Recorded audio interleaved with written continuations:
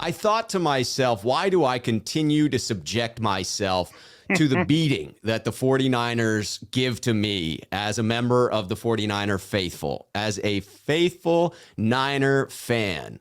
And I thought to myself, the old saying goes, 'tis better to have loved and lost than never to have loved at all. That's spoken by the English poet of the mid-19th century, Alfred Lord Tennyson. In short, basically what I want to say to the faithful is that, yes, I truly believe that. That relates to my fandom. I am glad that I come into games with my hopes up. I'm glad that I was devastated by Sunday's loss. I'm glad that I was optimistic heading into the game. I like having hope. I prefer not to be jaded. I'll probably gain back some optimism later in the week. Right now, I'm deflated, no question. But why do I enjoy taking that beating? Let me tell you, and this relates to the quote of better to have loved and lost than never to have loved at all.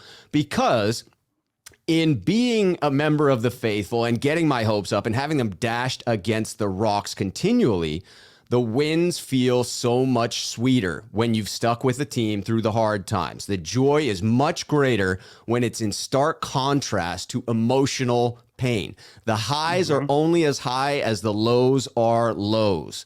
The 49ers have caused me a great deal of emotional pain over the past 27 years since the last Super Bowl victory. But they've also given me some of my best memories. Pure joy. The Saints game in 2011 in the playoffs immediately comes to mind. It wouldn't have felt nearly as sweet without the years of struggle that we had leading up to it.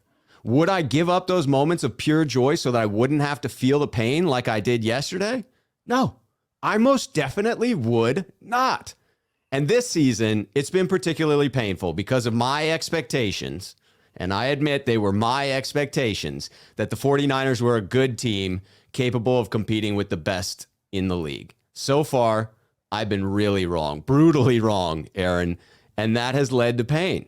I've adjusted my expectations at this point. I no longer expect those same things, but my hopes are still high. I'll be hurt again, I have no doubt.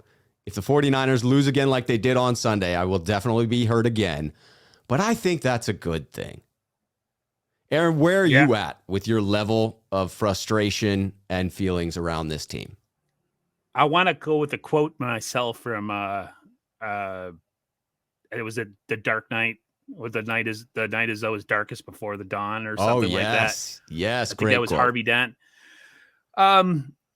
It's like it's like a drug, it with a really bad side effect that you get a really good high from, but at the same time you crash really hard. I don't do drugs, but I'm just saying, don't do drugs, kids. But you have a really bad crash after, and it feels horrible, and you like if you drink really a lot and you have a horrible hangover.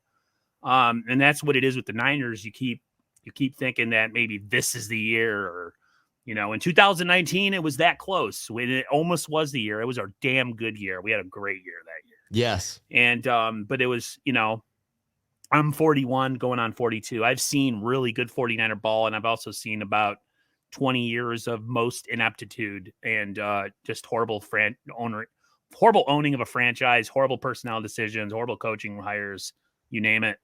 But, I went into this year not necessarily having the 2019 season in mind, like we were going to run it back, but I thought we had a pretty competitive roster. Yep, me too. And I thought we have talent across the board to compete.